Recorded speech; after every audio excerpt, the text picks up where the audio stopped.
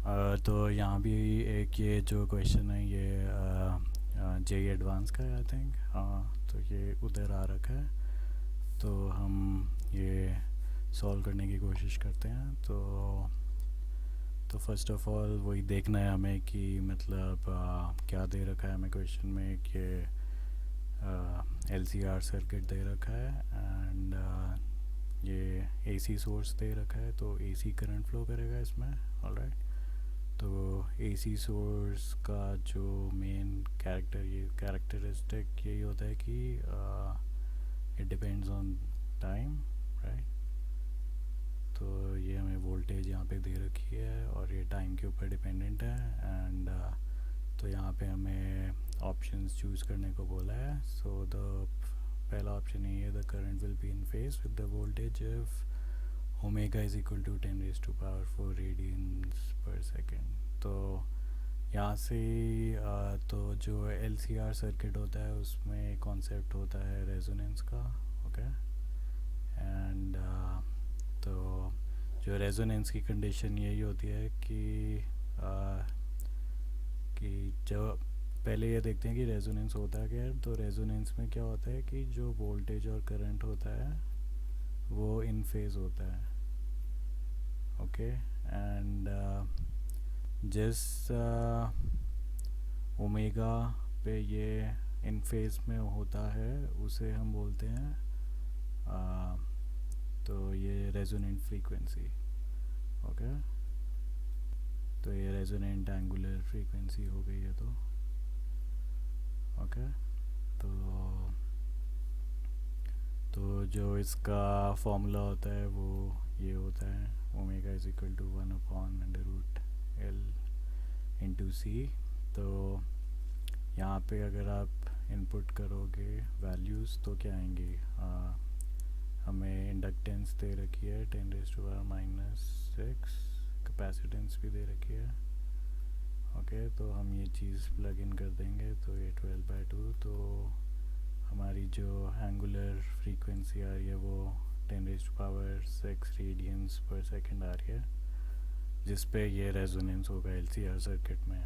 Resonance मतलब maximum response मिलेगा हमें सर्किट से और वोल्टेज और जो करंट है वो इन फेज होंगे। तो हमें यहीं से पता चल रहा है कि ऑप्शन ए तो नहीं होगा।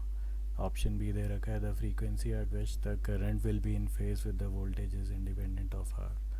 तो जो रेजोनेंट फ्रीक्वेंसी ही पूछी है हमें यहाँ पे भी कि इन फेज बोल रखा है, तो हमें ये फॉर्मूला पता है और यहाँ पे आर तो कहीं हमें दिख नहीं रहा है। तो जो angular frequency resonant angular frequency है वो आर पे डिपेंड नहीं कर रही है, तो it's independent of R, right. तो बी ऑप्शन क्या होगा, ये सही हो जाएगा।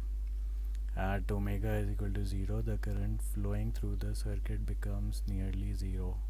तो एलसीआर सर्किट में क्या होता है, जो V sine omega T is equal to I current into impedance, right.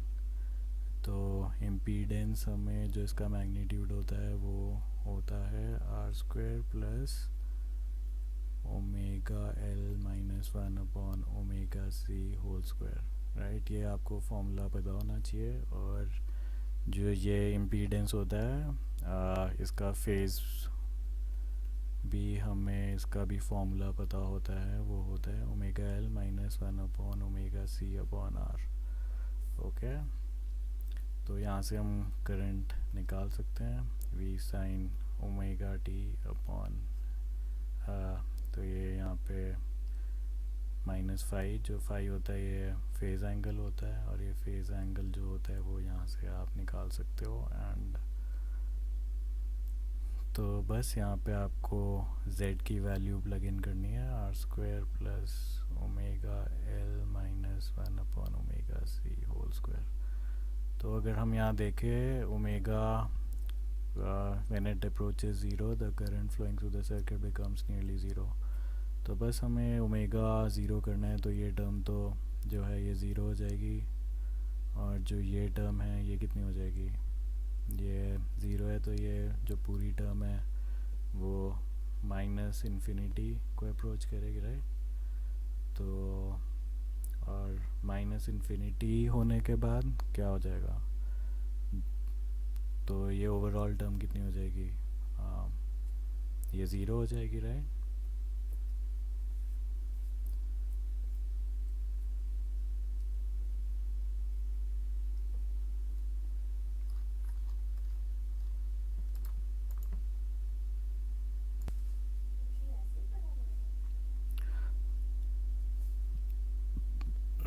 तो हमें यहाँ से क्या आ गया, आई जो करंट था वो ज़ीरो अप्रोच कर रहा है as omega approach zero, right.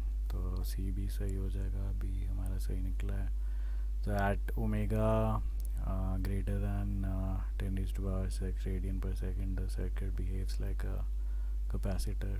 तो बस अब यहाँ पे जो ये इम्पीडेंस है हमें यहाँ देखना है कि जो अगर हमें यहाँ दे रखा है कि जो ओमेगा है वो बहुत ज़्यादा है 10 रेज टू पावर 6 है, राइट।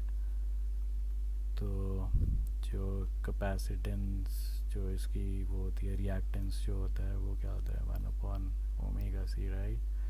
तो अगर ओमेगा बहुत ज़्यादा बड़ी होगी तो ये क्या हो जाएगा, कैपेसिटेंस ज़ीरो हो जाएगा, राइट। तो इसकी कोई, तो ये जो वैल्यू है ये ज़ीरो हो जाएगी और ये वैल्यू काफ़ी greater than equal to zero हो जाएगी। तो ये कैपेसिटर की तरह ये सर्किट बिहेव नहीं करेगा, ये इंडक्टर की तरह करेगा, ओके।